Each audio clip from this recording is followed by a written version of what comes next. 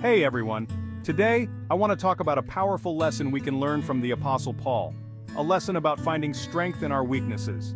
We're looking at Paul's thorn in the flesh, and how it teaches us to rely on God's grace, especially when we feel like we're not enough. In 2 Corinthians 12, Paul writes about a mysterious thorn in the flesh. We don't know exactly what this thorn was. Some say it could have been a physical ailment, a spiritual struggle, or even opposition he faced. But whatever it was, it caused Paul great discomfort and hardship. He said that it tormented him. Paul prayed 3 times for God to take this thorn away. Imagine that. Paul, a man who performed miracles, prayed fervently for relief, yet the answer wasn't what he expected. Instead of removing the thorn, God said something profound to Paul. "My grace is sufficient for you, for my power is made perfect in weakness." God didn't remove Paul's thorn, but he gave Paul something even more powerful, his grace. Paul realized that his weakness wasn't a hindrance. It was an opportunity for God to show his strength.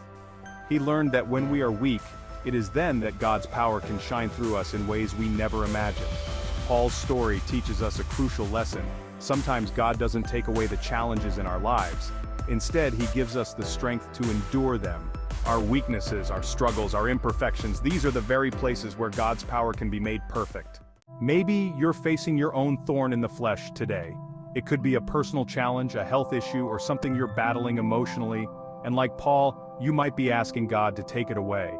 But just like Paul, you can find strength in knowing that God's grace is enough. When we lean on him, we find that his strength fills the gaps in our weaknesses.